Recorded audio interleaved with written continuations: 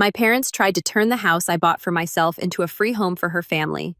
Then I came home to find my sister moving and rearranging my furniture and claiming my house belonged to them. So I called the police. I'm Kate, 32, female from Texas, and I feel like I've spent most of my life in the shadow of my older sister, Anna. She's 3 years older than me, and let me tell you, she's always been the favorite. You know the type, smart, social, and could charm her way out of anything. Meanwhile, I've been the responsible one, which apparently is just code for the one who does all the work and gets none of the credit. Growing up, Anna always got the best of everything. Birthdays. Hers were huge backyard parties with bounce houses and pony rides. Mine, a pizza party in the dining room with a cake from the grocery store bakery. Christmas, Anna got the Barbie dream house. I got a secondhand knockoff with a missing elevator. My parents would just say, you don't need all that fancy stuff, or be grateful for what you have. And I was. I just couldn't help noticing that Anna's gratitude was never required in the same way. But the real divide hit me when I got to college. I'd worked my butt off in high school, juggling AP classes and extracurriculars to keep my GPA high. I'd been accepted to a local university and thought I had a solid plan. I'd commute from home to save on dorm costs. Anna had gone to her dream school, and my parents had covered everything. I figured they'd help me out too, right? Wrong. When I brought up my plan to live at home, my mom looked at me like I just suggested we move to Mars. If you're staying here, you'll need to contribute, she said matter-of-factly. Anna got a full ride from us because she deserved it. You need to learn responsibility. I couldn't believe it. I was 18, about to start college, and they were already talking about me paying rent. Contribute turned out to be $400 a month for rent and utilities. Plus, of course, I was expected to buy my own groceries. That doesn't sound like much until you're a broke college freshman working part-time at a bookstore for $9 an hour. I tried to argue. I reminded them how they'd covered everything for Anna, how she never had to worry about money in school. Mom just shrugged. We gave Anna what she needed, she said. You're different. You're independent. You'll figure it out. So I did. I picked up as many hours as I could at the bookstore, sometimes skipping meals to make ends meet. I'd walk past the campus coffee shop every morning, envying the students who could afford lattes and pastries, while I was brown bagging peanut butter and jelly sandwiches and drinking the free coffee from the bookstore break room. I don't think I bought a single textbook at full price. I got all of mine secondhand or borrowed from the library.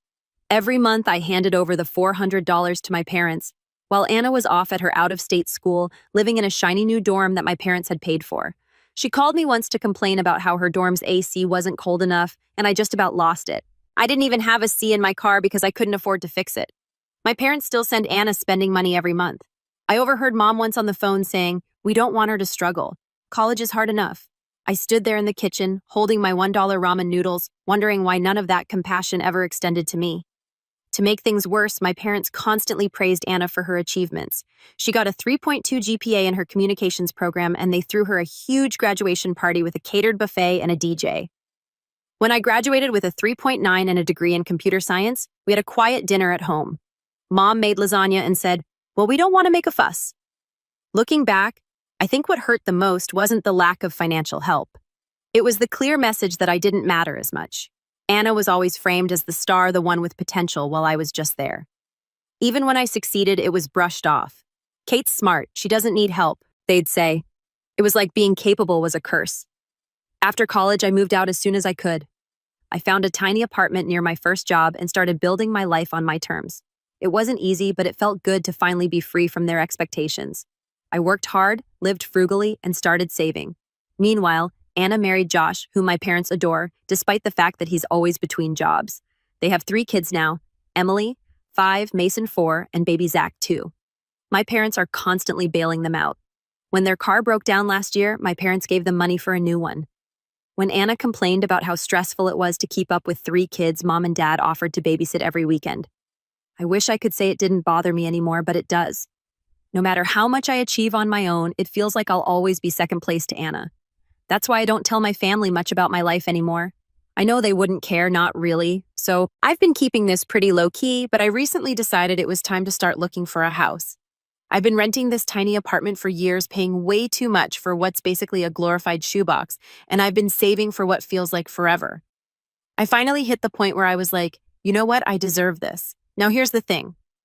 I didn't tell my family, not because it's some huge secret, but because they can't just be happy for anyone. Everything turns into a group project with them.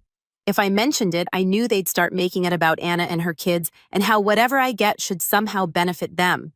So I figured it was easier to just keep my mouth shut until it was all said and done. Apparently, that was too optimistic. I don't know how this happened, but a woman I work with, let's call her Lisa, managed to let it slip. Lisa's one of those people who's always in everyone's business. And I guess she casually mentioned to someone that I was house hunting, that someone just happened to be Anna's neighbor, and from there the news traveled like wildfire. The joys of small world Texas. A few days later, my mom called me. "Kate," she said, all overly cheerful. "Why didn't you tell us you're looking for a house? I should have known better, but I played dumb." "Oh, I'm just browsing around right now. Nothing serious." "Well, Anna and I were talking, and we have some great ideas for you. You're going to need something big enough for everyone you know. At least 4 bedrooms for the kids, of course." "What kids? I don't have kids." She kept going like this was the most normal thing in the world. "You'll need space for Anna's family when they visit, and for us too." "Oh, and it'd be great if it was close to Anna's place." I don't know why I was surprised. Somehow she'd already turned my potential house into the solution for their problems. I mumbled something non-committal and got off the phone as fast as I could, hoping it was a one-time thing. But oh dear, it wasn't. From that day on, my mom and Anna started flooding me with house listings. I'm not exaggerating when I say it was like a part-time job for them. Every day I'd get at least a dozen links to these ridiculous houses, huge places with 4 or 5 bedrooms, pools, 3-car garages, the works. It was like they thought I was shopping for a reality show mansion. One day, Mom texted, "Did you see that one on Maple Street? It's huge, just perfect." Another time, Anna sent me a link to a 6-bedroom house with a note that said, "This would be so suitable for us. We could finally have space to spread out." Us. I stared at the message for a good minute, wondering how my buying a house had somehow become a group effort. The worst part was they weren't even trying to pretend it was about me. Every single house they suggested was geared toward Anna's family. "This one has a finished basement. Josh could turn it into his man cave. The kids would love the pool in this one. Look, Kate, there's even a guest room for Mom and Dad when they visit." It was exhausting. At first, I tried to gently steer them away, reminding them that I was looking for something small just for myself. But that only made things worse. That's when I decided to stop replying. I muted the group chat and ignored their texts. I figured they'd eventually get the hint and move on. Meanwhile, I kept looking for houses on my own. I'd spend my evenings scrolling through Zillow and my weekends checking out open houses. I didn't tell anyone where I was going, and I made sure to avoid anything remotely close to Anna's neighborhood. The last thing I wanted was to run into someone who might blab to my mom. After weeks of searching, I finally found the one, a small 2-bedroom cottage just outside the city. It had everything I wanted: a cozy little porch, a sunny kitchen, and a backyard big enough for a garden. It wasn't fancy, but it felt like home the second I walked through the door. I knew it was mine. I put in an offer, and a few nerve-wracking days later it was accepted. I can't even describe how good it felt. For once in my life, I was doing something entirely for myself without anyone else's input. Of course, I didn't tell my family. I figured I'd let them keep sending their helpful suggestions while I quietly moved forward. But then my mom called me out of nowhere and said, "We're having dinner next weekend. You're coming, right?" I almost said no, but then I thought, you know what? Let's just get this over with. So I'm going to this dinner, and I already know what it's going to be like. They'll probably have a whole PowerPoint presentation ready. Here's the fun part. I'm planning to drop the bomb that I already bought a house. I'm not going to sugarcoat it either. I can already hear the dramatic gasps and complaints. "Thanks for sticking around. I'll update you after the dinner."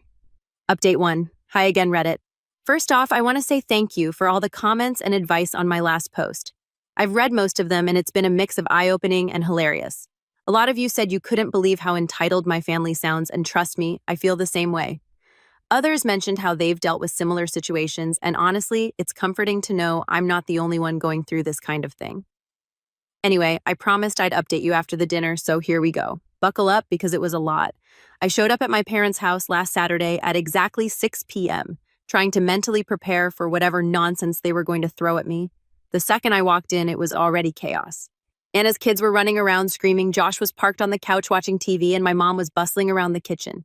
She glanced over and said, "Oh good, you're on time for once. Off to a great start, right?" We sat down for dinner, and at first it was the usual small talk. Dad complained about gas prices, Josh ranted about something at work, and Anna was whining about how hard it is to manage 3 kids. "Zach keeps waking up in the middle of the night," she said, shoveling mashed potatoes onto her plate. "We're just so cramped. I feel like I'm losing my mind." I knew where this was going, but I played along, nodding sympathetically while I focused on my lasagna. Then my mom cleared her throat in that way she does when she's about to make an announcement. Kate, she said with this over-the-top smile, we've been talking and we think we found the perfect house for you. I nearly choked on my water. Of course they'd come armed with a plan. Oh, I said, keeping my voice as neutral as possible. Yes, Anna chimed in. It's a beautiful place and it's only a few blocks from us. It has 5 bedrooms, a huge yard for the kids, and even a guest suite. Mom jumped in before I could respond. It's perfect for everyone. There's enough space for the kids to finally have their own rooms, and Josh could even set up an office. Plus, it's in such a great neighborhood close to good schools. I just stared at them completely dumbfounded. They weren't even trying to pretend this was about me anymore. So Anna said, smiling like this was a done deal. We can go see it tomorrow if you want. That's when I decided I'd had enough. Actually, I said, putting down my fork, I already bought a house. The room went dead silent. Even the kids stopped making noise. What Mom said, her voice sharp. I bought a house, I repeated. It's a small 2-bedroom cottage just outside the city. It's perfect for me. For a second, I thought maybe they'd be happy for me. Then Mom's face turned red and Anna's jaw practically hit the floor. A cottage. Anna finally said, her tone dripping with disbelief. How are we supposed to fit in a cottage? You're not, I said, because it's my house. I bought it for me. Mom jumped in before Anna could respond. Kate, how could you make such a big decision without consulting us? We've been working so hard to find the perfect place for you. No, I said, trying to keep my cool. You've been working hard to find the perfect place for Anna and her family. I didn't need your help. I knew what I wanted and I bought it.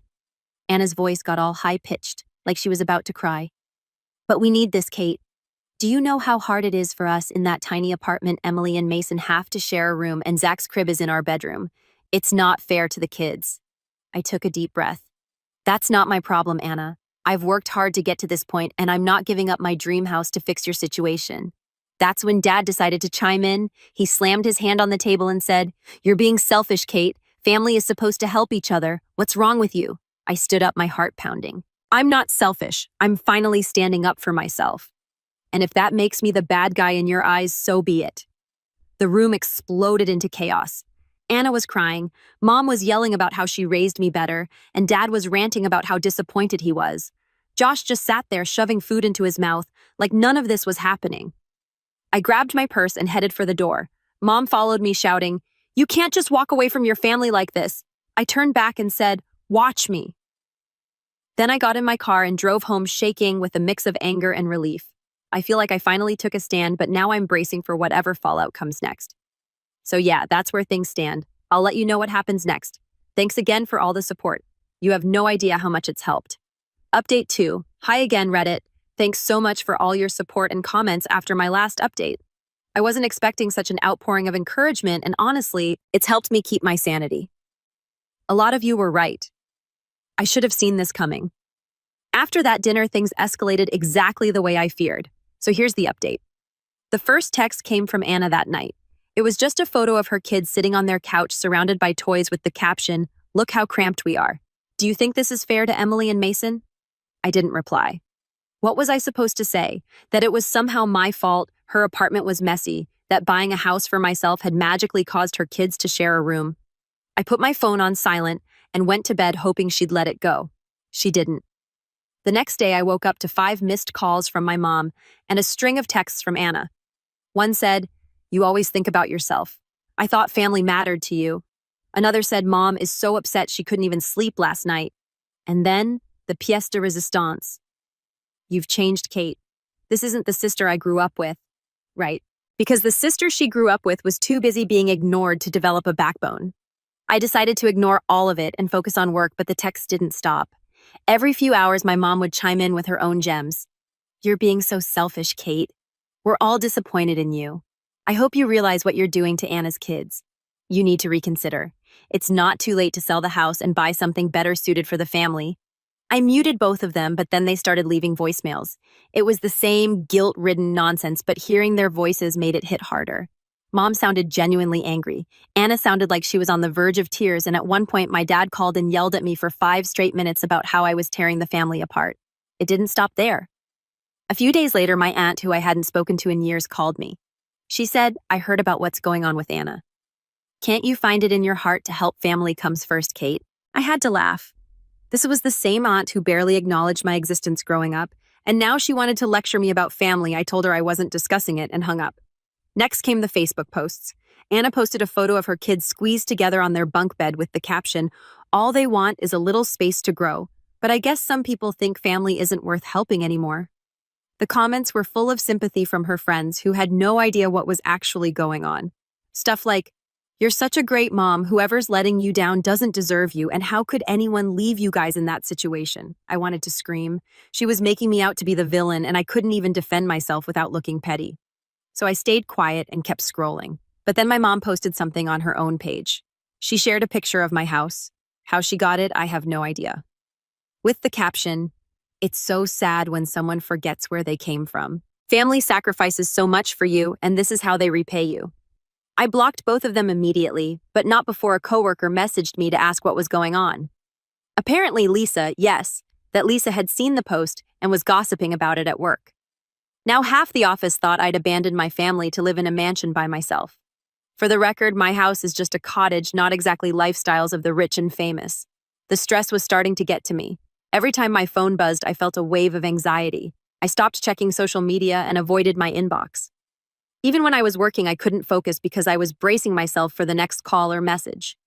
Things hit a new low when Anna showed up at my apartment one evening unannounced. I opened the door to find her standing there with Zach on her hip and the other two kids in tow. She looked exhausted, and the kids were all crying or whining about something.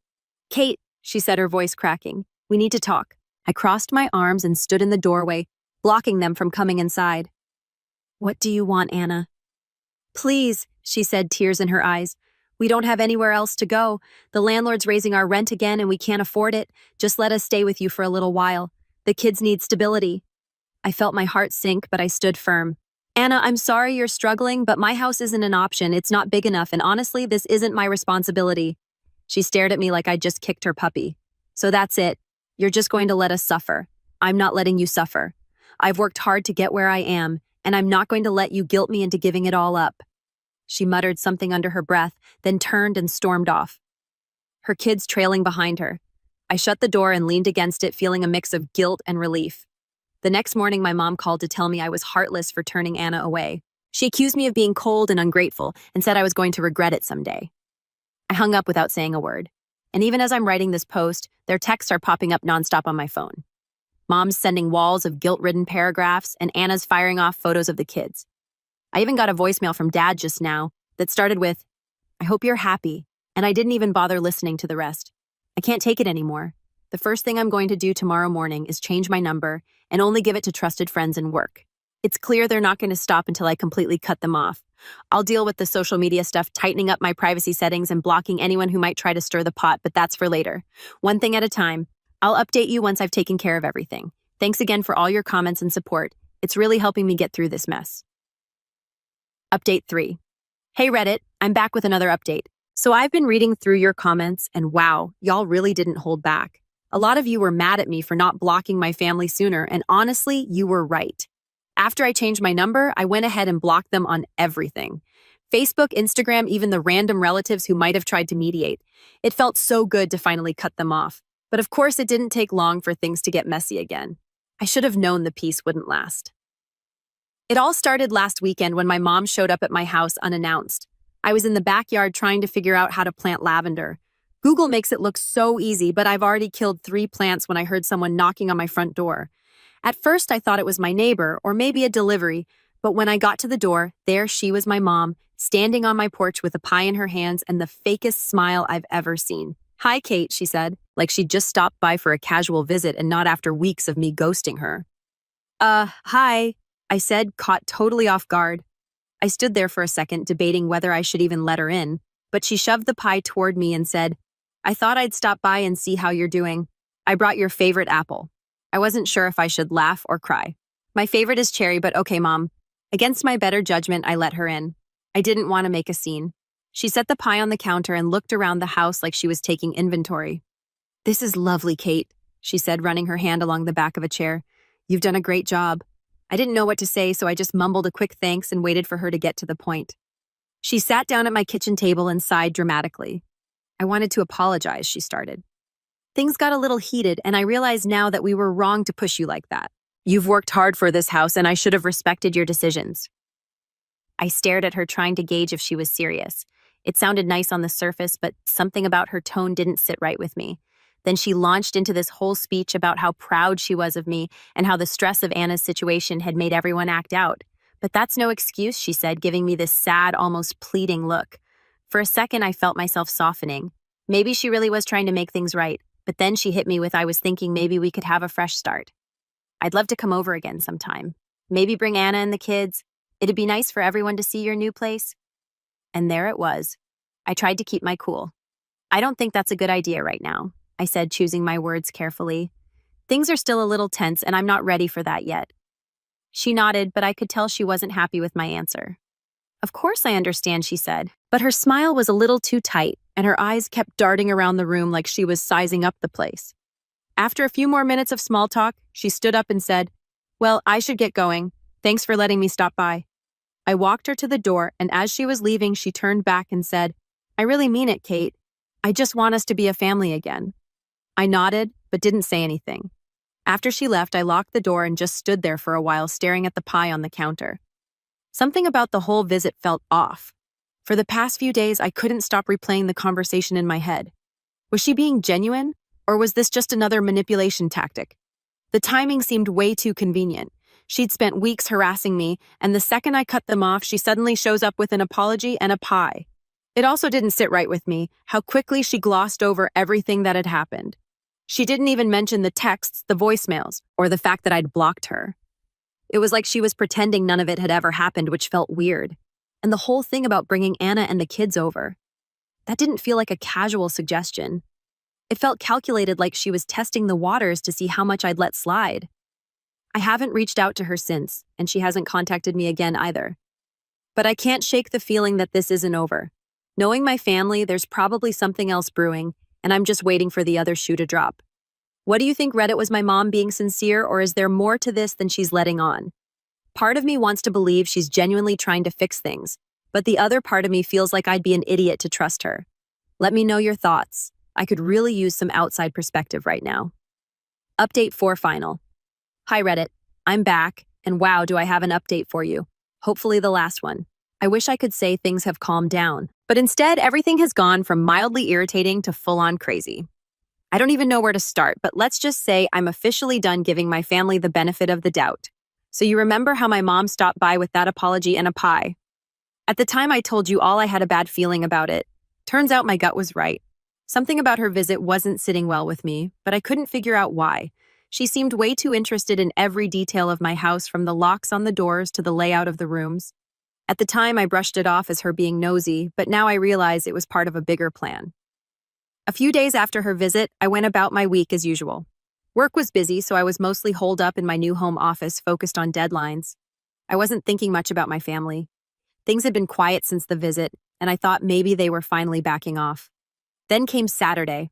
I'd gone out to run errands in the morning, just the usual stuff. Grocery shopping, a stop at Target, and picking up a package from the post office. I got home around noon, bags in hand, ready to put everything away and enjoy a quiet weekend. As I pulled into the driveway, I noticed something odd. Anna's SUV was parked right in front of my house. My heart immediately sank.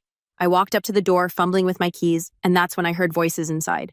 At first, I thought maybe I'd left a window open or my TV on, but as I stepped into the entryway, the realization hit me like a brick. Anna, Josh, and the kids were in my house. The scene inside was pure chaos.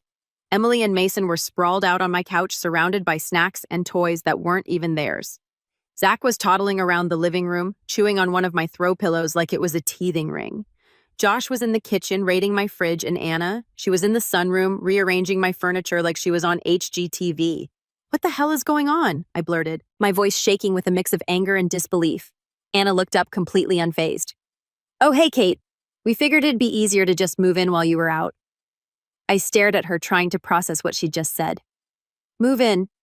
Are you serious?" She rolled her eyes like I was the one being unreasonable.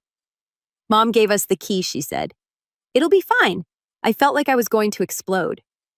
"Mom gave you what key?" "The spare key," she said, gesturing toward the kitchen counter where I'd left it during Mom's visit. "We really needed this space, and your house is perfect for us. It could have been bigger if you'd listened to us, but it'll make do." And Josh can finally have an office. Get out, I said, my voice dangerously calm. Kate, don't be like that, Josh chimed in, leaning against my fridge with a sandwich. You're single. You don't need all this space. This house makes way more sense for us. I couldn't believe what I was hearing. They were talking about my house like it was just another one of my parents' handouts for Anna. Get out of my house, I repeated louder this time. Anna scoffed. We're family, Kate. Stop being so dramatic. We've already started settling in and the kids love it here. It's not like you're using all this space anyway. I didn't even know how to respond. I was so angry I could barely think straight.